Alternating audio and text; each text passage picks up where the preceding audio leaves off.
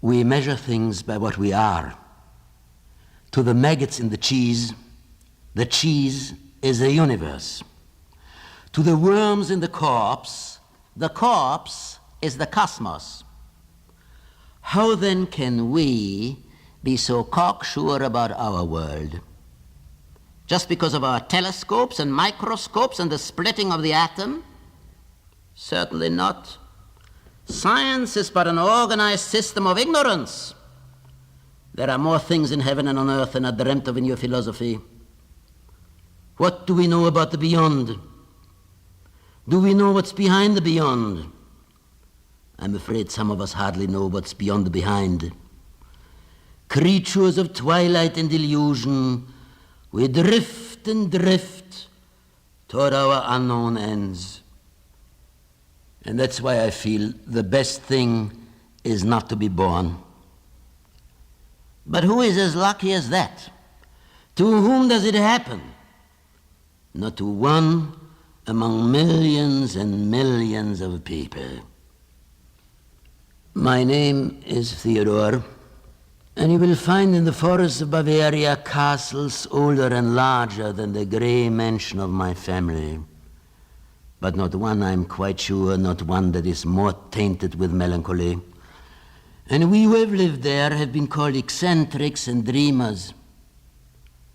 I suppose the unusual appearance of our house, with its twisting hallways, its grotesque paintings, the Gothic atmosphere of the library, and the somewhat peculiar character of its contents, yes, I suppose all this must have been good reason for such a feeling.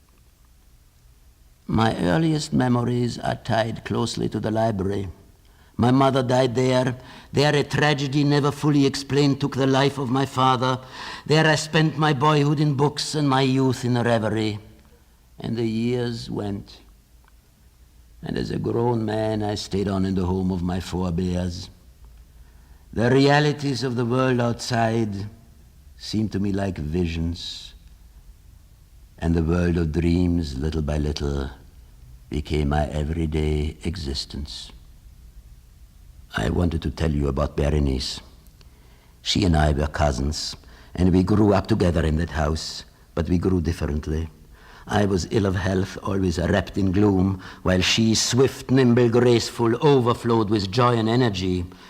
Hers were the peasant dances in the village, the ramble in the wind on the hillside, the galloping on horseback through the woods. Mine was the withdrawal, the anguish, the searching into dark things. She roamed through life, plucking its flowers, laughing, singing, unaware of the shadows on her path.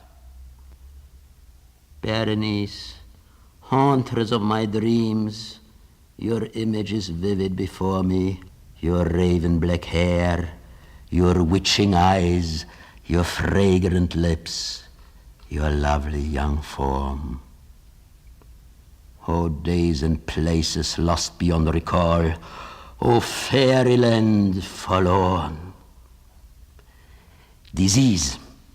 A crippling disease befell her, took hold of her body, her mind, and her habits, and in a manner most subtle, most hideous, corrupted the very essence of her being. Will you believe me?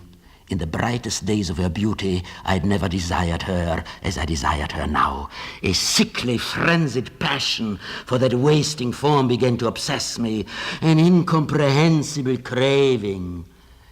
And in an evil moment, I spoke to her of marriage. The date of our wedding was approaching, when one afternoon I sat alone, or so I thought, in the library.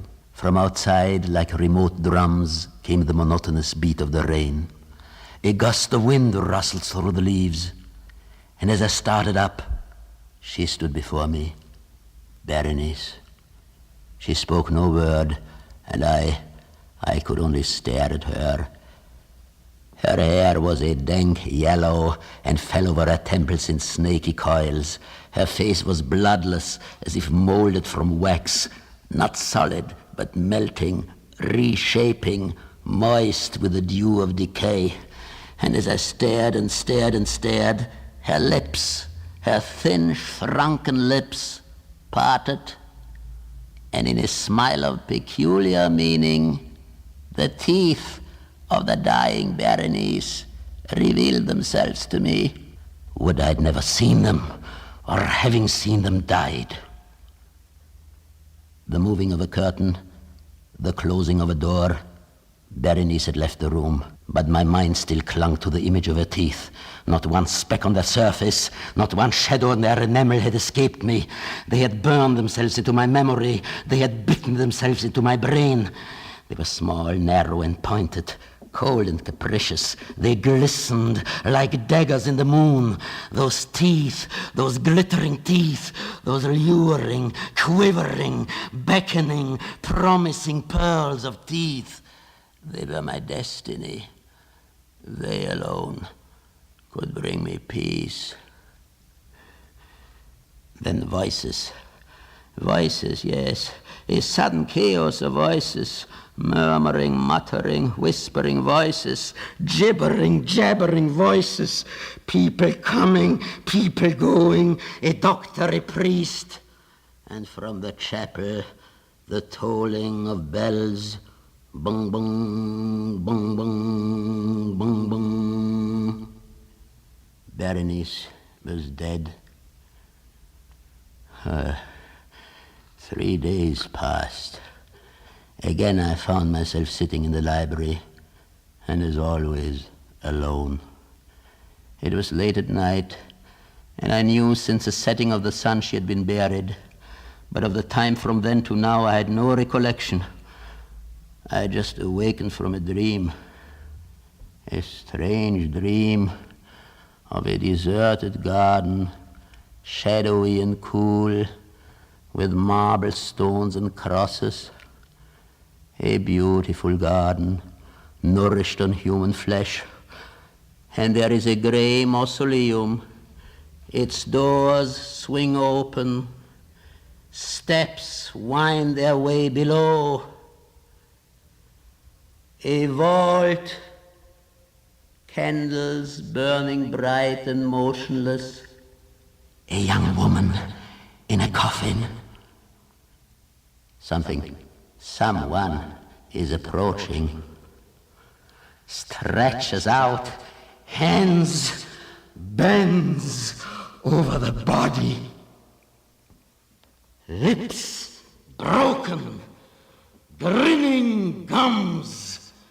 A mouth splintered, bone bare. Was it a dream? My hands stained with blood, my fingers torn,